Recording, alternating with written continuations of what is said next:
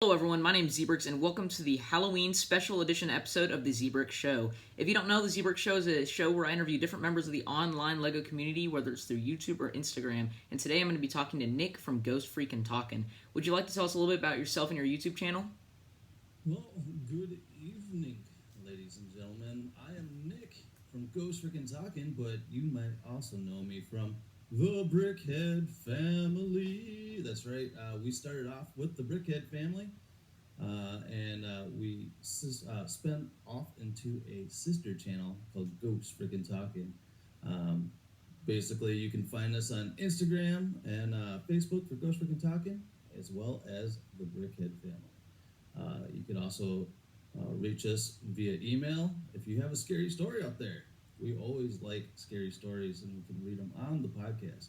And that is ghostft@yahoo.com. Awesome. Thank you for sharing.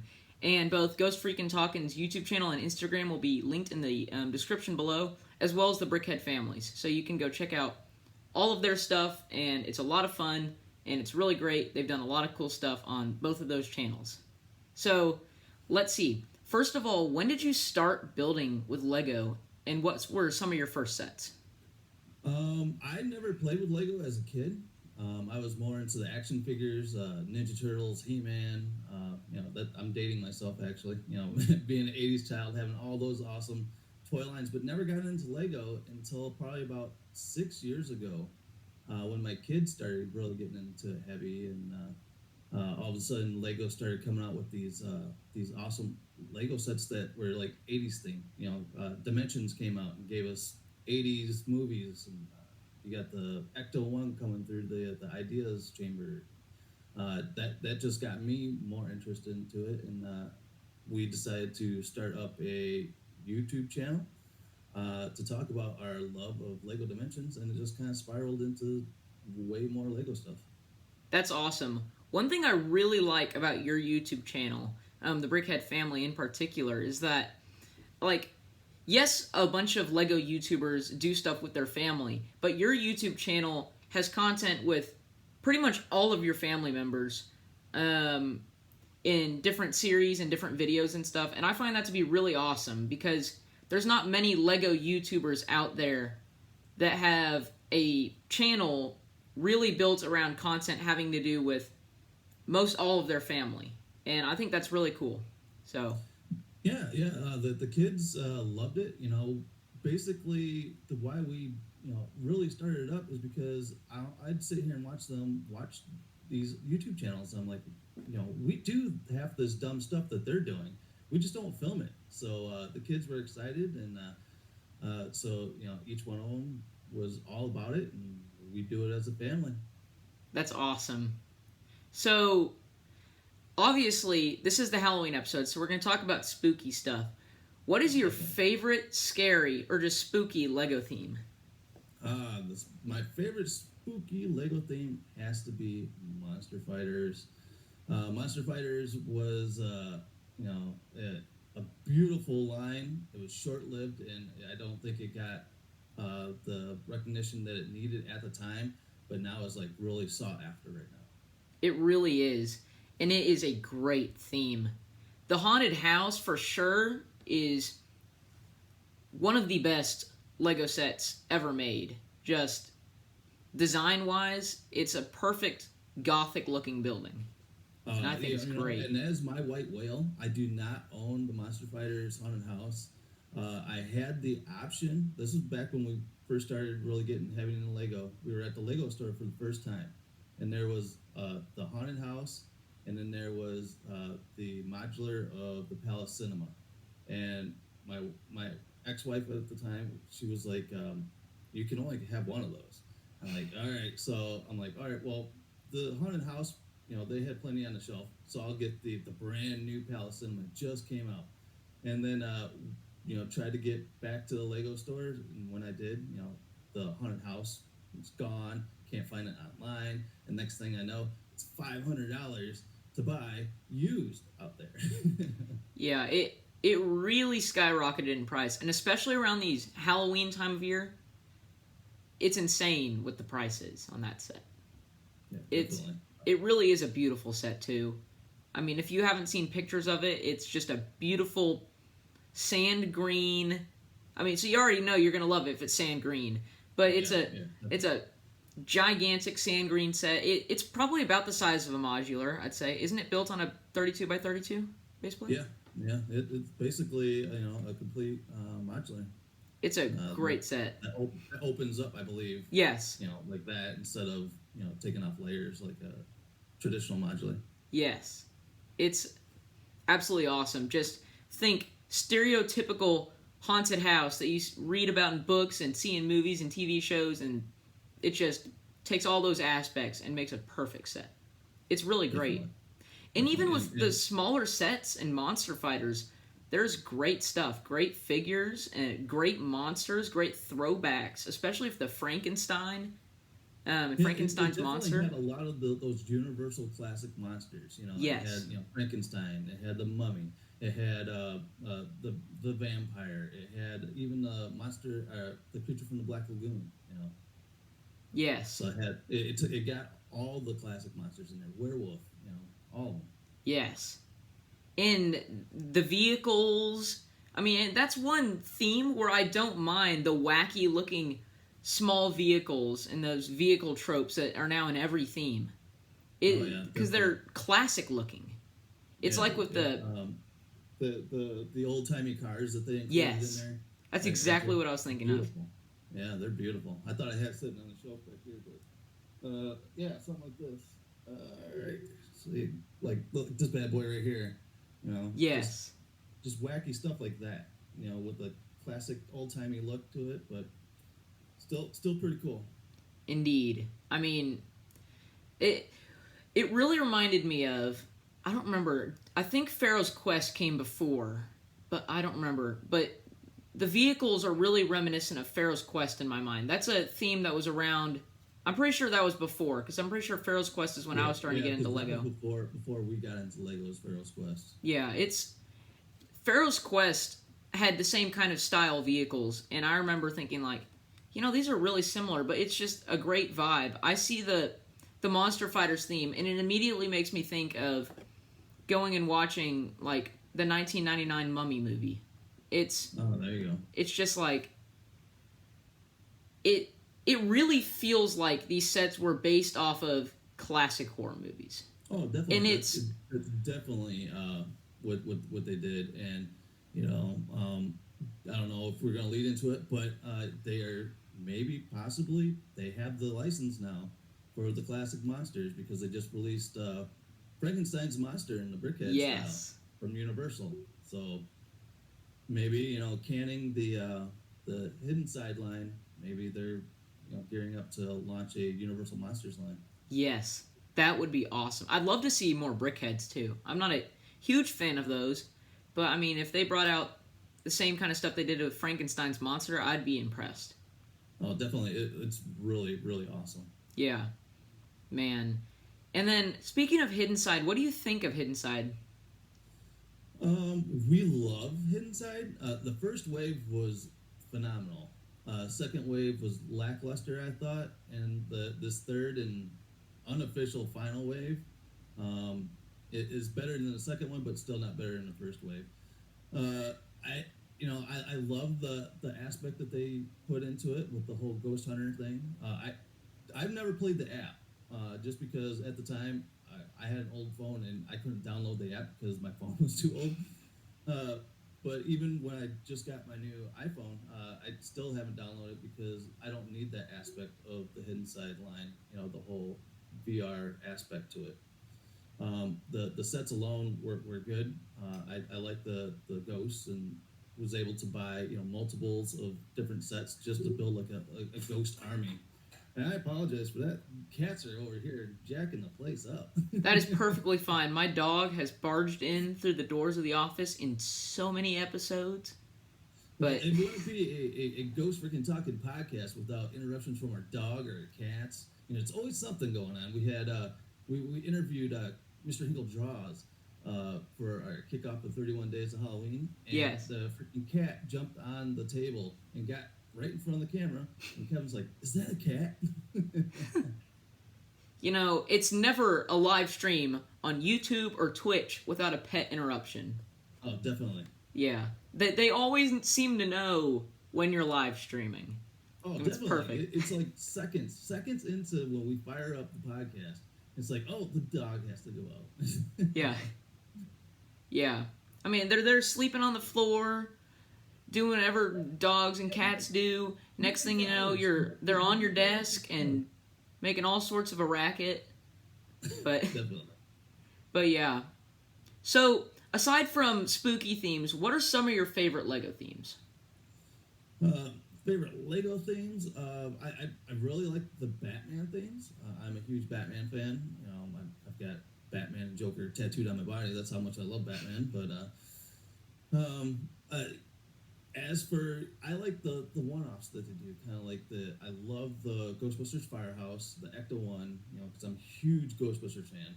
So, but then we also got we got the DeLorean in another set. So it's more of like those weird one-offs, like the haunted house that just came out. The new haunted house, the thrill ride one, blew me away when we built it. It's a gorgeous set. So it's not really a total encompassing theme that we're into. It's a little bit of everything, except for Star Wars. We are anti-Star Wars in the house.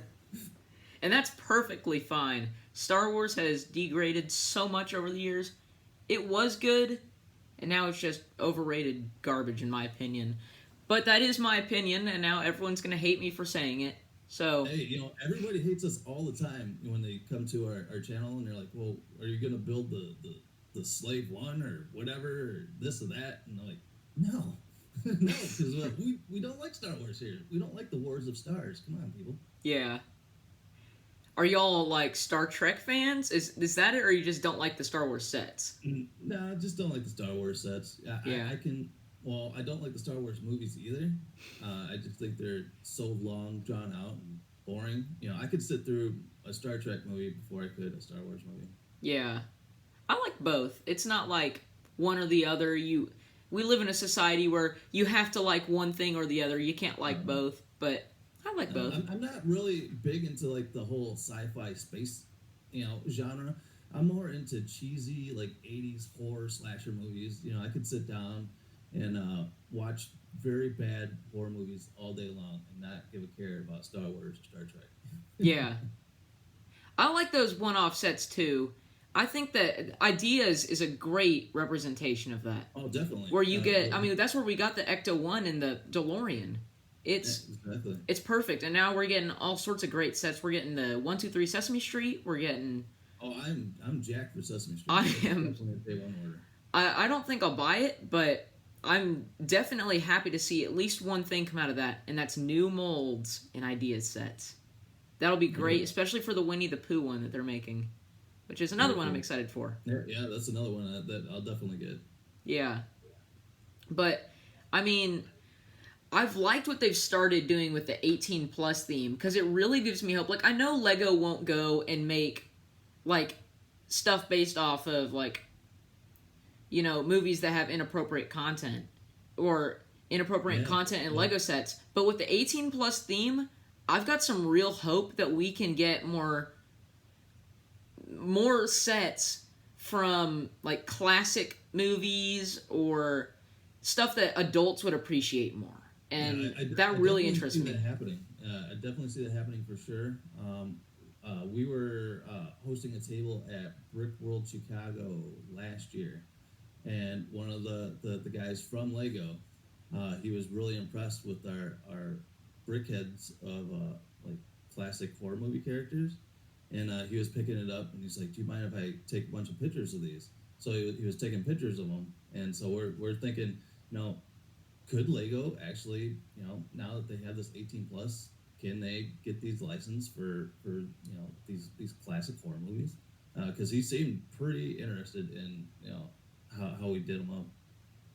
I mean, maybe this Frankenstein's monster brick head is just a test. Maybe it's a test to see if it sells well. And then after that, who knows? We could get every single Universal classic monster in brickhead form. Now I'm pretty sure we've gotten like a mummy and stuff before. But we could get like werewolf. We could get vampire. We could get all sorts of great stuff. We could get classic horror movie icons. Yeah, definitely. We were actually talking this on one of our shows not too long ago. What would it be, if Lego could release an 18 plus set of these Universal monsters, but in like minifigure scale? Yes. But have the set be an all gray scale, different blacks, grays. I like that. All those kind of tones for that old black and white movie look. That would be really cool. It would be cool if they made any set like that. I mean, that's kind of what they did of Steam Willie, but I mean, I don't think many people really liked Steam Willie. Oh, no. Or Steamboat Willie, whatever it's called. No, Steamboat Willie? Yeah. I think I made a rant on that set. You were buying the set for the printed pieces, and that was it. Yeah. The minifigures weren't exclusive. It Oh, it was a terrible deal. Yeah. But, I mean, what was it, $90 for like 600 pieces? Yeah, and Unbelievable. you got 2 figures that ended up being released in a minifigure way. Unheard of for an idea set. Right. But I mean, a black and white or a grayscale set would be awesome. I mean, they kind of did that with Frankenstein's monster. I guess they could have made it color, but they still made it black and white. Yeah. And I haven't built it yet, but I've heard that the inner bricks to him are of like that sand green, kind of this classic sand greeny look.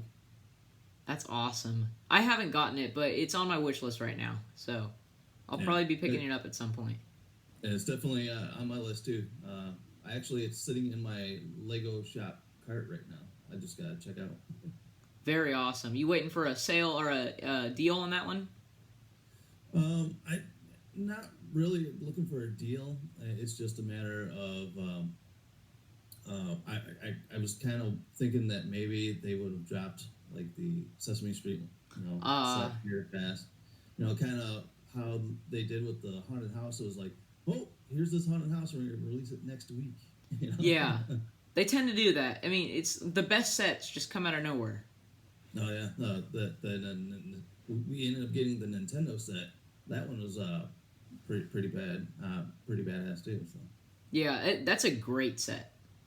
I talked to a few people about that on the podcast already, but I mean, from the actual design of it to how well things scale together to the hidden details inside. I mean, it's overall a great model. Level inside the actual system was pretty cool. Yeah, I don't intend on getting it. Obviously, I wasn't alive when the NES released. Back in my day. Yeah. Sorry, before that even came out. But I mean, it's a great set, and I can't deny it. Now, I can't say the same for the actual Mario sets. They're a little bit lackluster, in my opinion. But I think that the actual NES is awesome. Oh yeah, definitely. We ended up going, getting all the Mario sets too. But after building them, it seemed like okay, I built this before. It got a pretty repetitive build. I would say the only really set in there that blew me away was the Bowser's Castle. Yes, that's what I've heard. The play mechanisms of that were pretty cool. The only two I really want, I already got one of them, was Whomp's Lava Trouble. Now, I didn't grow up with the NES. I didn't grow up with the Nintendo 64. But I did grow up with Nintendo DS with Nintendo 64. So, there you go. I have vivid memories of that. Of the old school stuff with the DS, so that's cool. Yes, I absolutely loved that they put Whomp in that, and it's just like, first thing that popped in my head when I saw the set was Whomp's Fortress. I could make a crazy mock if I get this Whomp figure. Now, I haven't actually started building it yet, but I'm looking forward to using that for that purpose. Very cool. Can't wait to see that one. Yes, I'm excited too. It's just like, I didn't think that Lego would ever really get into video game stuff. Like, had you asked me 5 years ago if Lego would make video game related sets, I never would have said yes. But now we see them make Hidden Side. They've released the NES, a set I never thought they would ever make.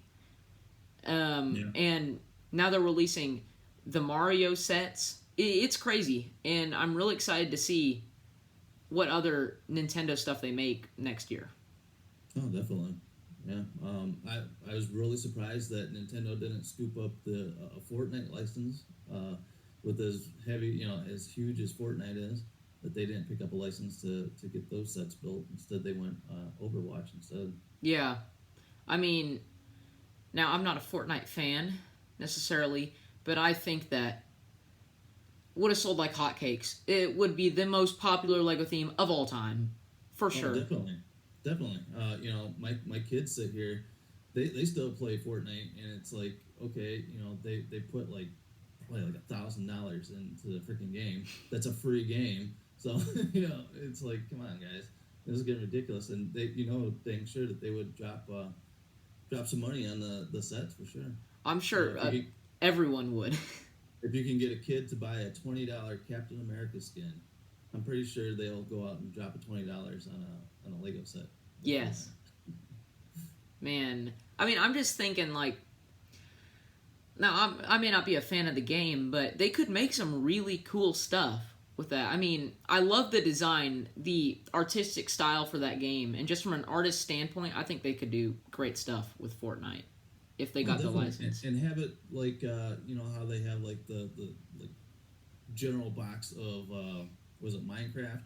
Oh, yeah. Where it's like a box of like the bricks, but it's like their themed bricks. Yeah. You could have that and, build up different forts and, and tear it down, rebuild a different one, and just go as your leisure. I hadn't really thought of that, but that brings up a really great point, and that's Fortnite is perfect to go with Lego because they both share the creativity aspect and building things. It could be the perfect little modular system of putting together the forts and stuff. You could have like a base set based off a specific location, and then you could have the actual little stuff that you can build anywhere on the set. That'd be a perfect idea. Leave it up to your own imagination how you want to build it. Yeah, that's awesome. Now I think a highlight would be minifigures, of course. But yeah, definitely that would be the they could even do a minifigure series on just the figures, the characters alone. Most definitely. And it is really interesting how they got the license ability to merge DC and Marvel together in the same game. So I won't know how that would work on the Lego level, but boom, you already got those. You got a Marvel line and you have a DC line, so you could merge those minifigures in just like in the video game. Yeah. So you mentioned that you were a fan of Lego Batman earlier. What are some of your favorite Lego sets? And are you excited about the new Batwing? I did not get the UCS Batmobile. I'm just one person that likes minifigure scale, and that wasn't really minifigure scale. So I don't like to get those big like the Mustang builds or anything like that. Whatever I get has to be minifigure scale because it goes into our city or whatnot. But that the Batwing looks incredible as a piece to be hanging on your wall. Definitely. When I was looking at the pictures initially, I was like, oh, it's a huge Batwing. Yeah, whatever. And then I came across a picture that Lego put up of this like hanging on a wall. And I'm like, whoa, that's awesome right there. I'm like, I could see that hanging on my wall in my living room, right next to my Marilyn Monroe Lego set that I did. Yeah. See, that's one thing I love about the 18 Plus is another thing, is the art line that they've done with the mosaics. I think there's such potential for that. I don't think they sold super well. Yeah, I don't think they sold well. But at $120 a pop, it's kind of hard to make that sell. Yeah. I think that they're great, though. I wish they... I hope they do another line of maybe 4 of them. I think that'd be cool. I'm a huge Marilyn Monroe fan, so I ended up getting one. But, you could buy 4 of them and make the entire Warhol picture. Yeah. So I'm like, okay, so if I find them on clearance, I'll definitely be getting 3 more Marilyn Monroes to go, so I can make one huge big one. Yeah. But I mean, with the Batwing, like with you, I didn't like the Batmobile very much. I mean, it's a cool set. It's a really cool display piece. It's just not my sort of thing. I'm not really a car kind of guy. But the Batwing, on the other hand, looks absolutely amazing. And I think I haven't seen how big it is, but I think it is more to minifigure scale than the Batmobile is. Oh yeah. But Yeah, I haven't really took a really good look at it. yeah, the thing I love the most about it is the curve on the wings and how they've done the rounded edges. I think everything just comes together so well. But oh yeah, it's a beautiful piece. It's definitely an art piece that needs to be hanging on my wall for sure. I think the 1989 Batman movie is my favorite Batman movie. But I mean, I kind of want to get it. I don't usually get big Lego sets, and I'm trying to reserve myself on buying Lego this year and next year. But it's going to be hard not to bite the bullet and buy that set. It looks really great. It's been the worst for me. It's like, oh man, this set came out, and it's like, oh, Barracuda Bay, that's a $200 whatever dollar set. I'm like, dang it, okay, I'm getting it. And then it's like, oh, this haunted house, gotta get this haunted house. It's a haunted house, so that's $200 right there. Yes, I think Lego has made a fortune this year. And it's because, Lego everyone's stuck at home. They got nothing better to do than buy Lego sets to build. I think quarantine has been pretty profitable for the Lego group. But definitely, with us being locked down too, I started looking at sets that, I was kind of like on the fence of buying, but then like, maybe I should get that Stranger Things set.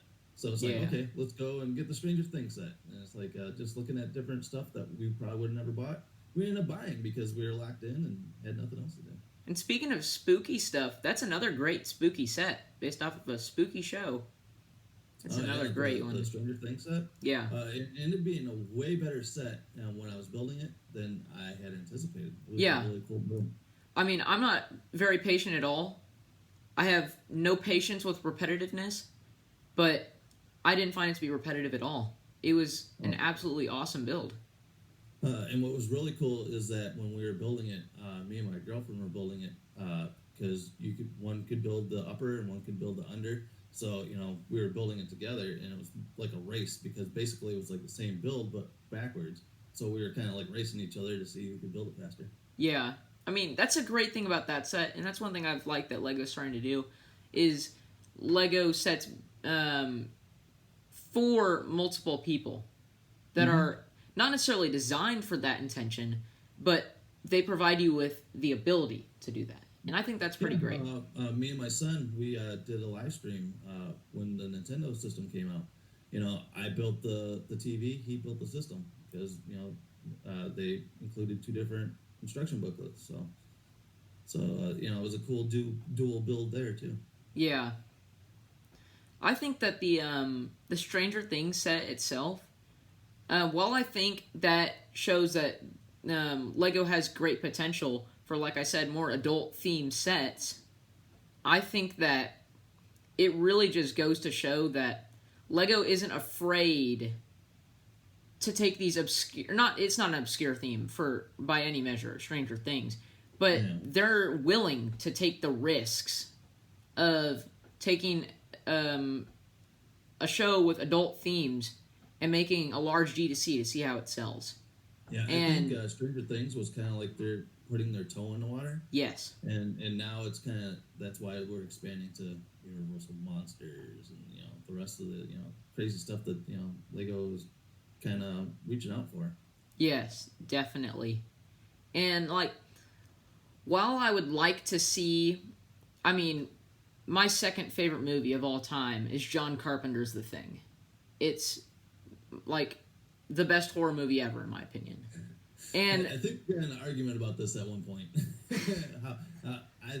I'm not a huge fan of The Thing.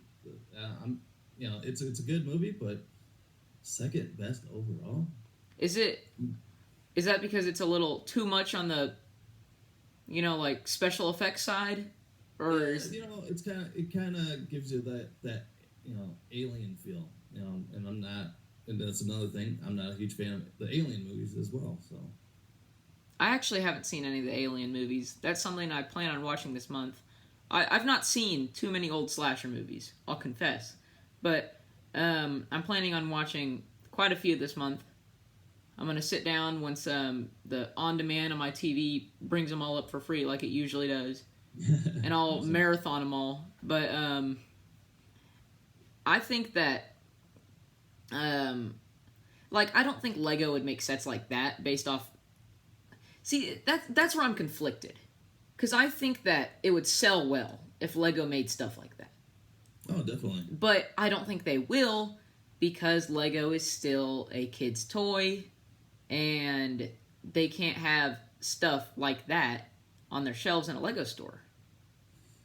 Yeah, but they're Walmart's, Targets, they all have these special section where you go and they'll have like these classic monsters, toy line. I believe it's like NECA toys, or it's usually by like the electronic section, where the pop vinyls and that is.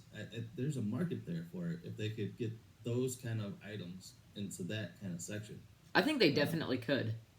I see no reason why they can't. Like I said, my only problem is just the fact that they're not known for that, and I don't know if that goes against their standards or something. Because, I mean, they have these crazy standards on Lego Ideas that you can't break. I mean, I tried to upload a mock for Cloverfield, and it wouldn't accept it because there was, like, drinking in the movie.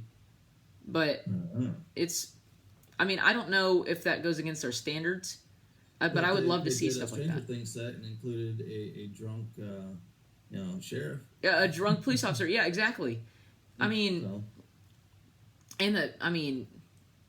that whole show,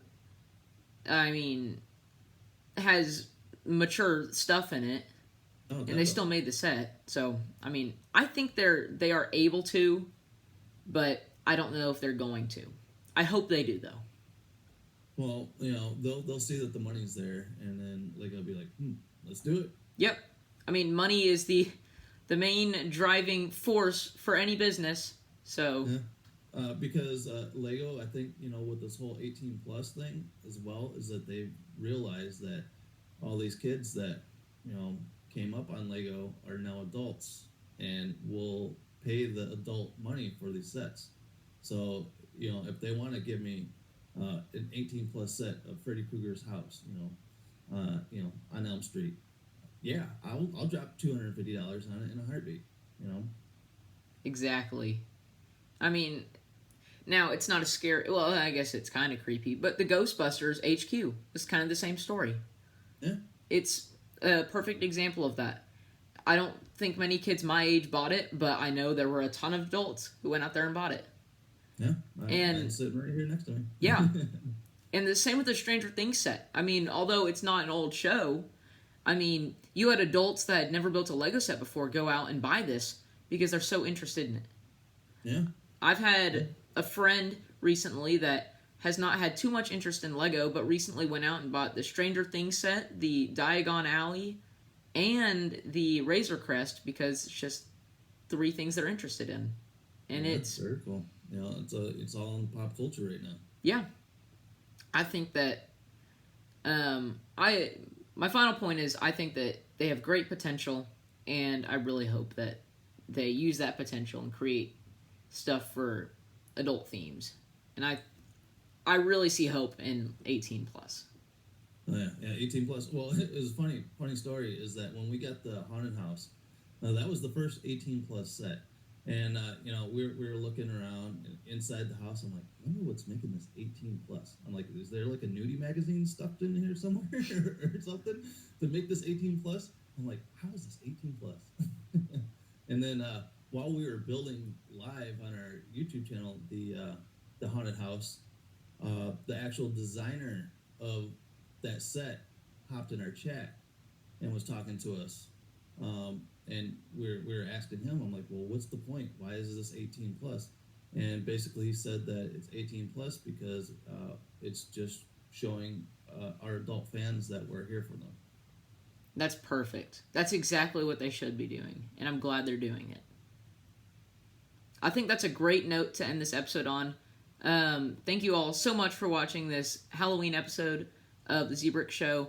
I really appreciate y'all having patience with my upload rate of these now that I'm back in school, and I really hope that you have enjoyed this episode, and if you did, please make sure to like, subscribe, and go watch all the other episodes. I've talked to all sorts of fun people, and we've had a great time in every episode. So thank you all so much for watching. Have a safe Halloween. Have a great day and a wonderful week. Zbricks out.